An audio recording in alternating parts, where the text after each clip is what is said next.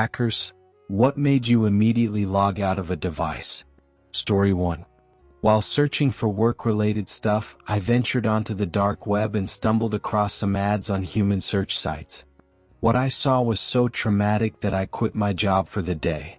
I'd rather not say what it was, but you can probably guess. It shook me to my core. Story 2. I once found a website offering deeply unethical human experimentation. They claimed they could impregnate research subjects, take the newborns, and dispose of the subjects afterward. They said their subjects were homeless people no one would miss. It was horrifying and I got out immediately. Story 3. I came across a birdwatching site where every image had embedded zip files filled with videos that left me traumatized. Even now, over a decade later and after therapy, I can't unsee them. Those images haunt me every time I close my eyes. Story 4. A couple of years ago, I got a thrill out of reactivating old Hotmail accounts and using them to log into Facebook. At the time, tons of people were losing access to their accounts, so I had a huge backlog to play with. I don't know why I did it. Boredom and too much free time, I guess. It made me feel like a hacker at least. But sometimes you stumble across things you wish you hadn't. I found a guy's Facebook that hadn't been touched in years, like walking into an abandoned house. There were tons of unopened notifications and private messages. At the top of the message list was a woman desperately trying to reach him. At first, I thought she was a stalker or an ex who couldn't move on. But as I read, it was mostly her talking about her daily life, occasionally begging him to come back. Sometimes it got weird, like her saying she could feel him in the wind. Turns out the guy had passed away and this was her way of coping. That hit me hard and I quit that habit for good. Story 5. While poking around, I cracked the password to my ex's dad's account. As I snooped through his files, I found folders upon folders of him, his wife, and their friends, all in their 70s, engaging in some extremely graphic activities involving bodily fluids. It scarred me and I logged out immediately. Story 6. I was hired to develop a payment processor for a major fast food chain. At one point, I realized I could siphon off $100,000 a day into an offshore account, like something straight out of a heist movie. I was tempted to skim 2% of every tax payment. I thought about it for a while, but the next day someone I knew got arrested for doing the same thing at a much smaller company. That was my wake-up call. I backed off, worked for the company a few more years, and stayed clean. Story 7. At my old high school, the server was so poorly designed that I could casually access the personal info of every student in every public school across the state. I also got access to teachers' private emails, phone numbers, and even home addresses. I attended a Christian school and noticed two students, let's call them Dave and Christine, exchanging constant private messages through the district server. The system was so broken that I could see everything. Dave was trying to convince Christine to join a terrorist organization with him and his dad. She seemed interested, but they didn't say much more. I switched to a school with a more secure network shortly after, purely by chance, but I'm glad I did. It's been about 4 years and I don't know what happened to Dave or Christine, but it still gives me chills thinking about how this was happening on a barely secured school network. Story 8.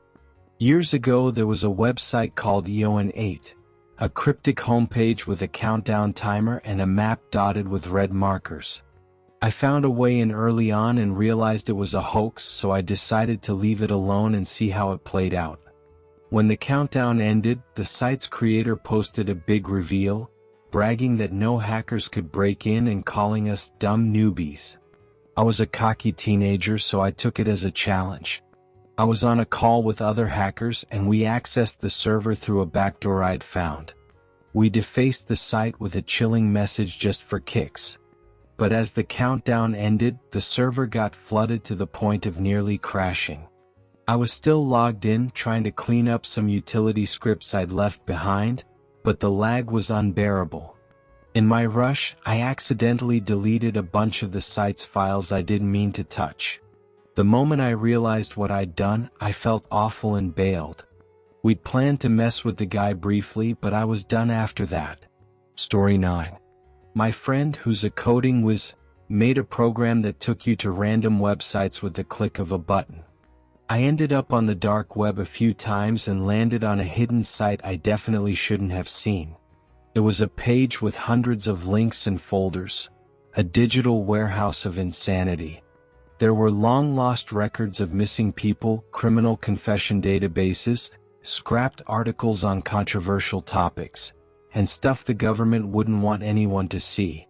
I even found screenshots of a conversation about modifying the human body to accommodate superpowers. I have no idea what that was about, and I don't want to know. There were also detailed records of murders, body disposals, and essays written by criminals as if submitting them for a grade. Some even claimed death row inmates were innocent. That place was wild, and I got out fast. Story 10. My friend wrote a program to prank hack his buddy's computer. Everything was fine until he entered a different code, and it started pulling hundreds of files that definitely weren't from his friend's PC. He opened one and it was a crime report. Turns out, the program had breached the local police server and was downloading their files. The worst part? The guy who gave him the program had rigged it so only he could shut it down. My friend had to call the police, who confiscated his computer until they could wipe the program and recover the stolen files. Story 11. I'm not a hacker, but I like snooping through people's social media. I had a crush on a digital artist who never posted personal photos. While stalking her Facebook, I found her mom's account and scrolled through it.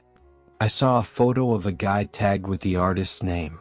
In the comments, someone wrote, "Congrats, male name." I asked her about it, and she admitted she was a guy but presented as female online because she'd built her reputation that way. She asked me to keep it a secret and still refer to her as she. I agreed. She's an incredible artist and I respected her wishes. Story 12. I'm not a hacker, but I was helping a friend, definitely not my friend anymore, with remote iCloud tech support. I accidentally opened his photos, and the first thing I saw was a video thumbnail of him abusing his dog. I reported it to the non-emergency police line, and he was arrested. He's banned from owning animals now, and the dog was adopted by a great family. I hope she's safe. The guy was paranoid about his phone and seemed nervous that I was in his iCloud, which makes sense now. I blocked all contact with him after that.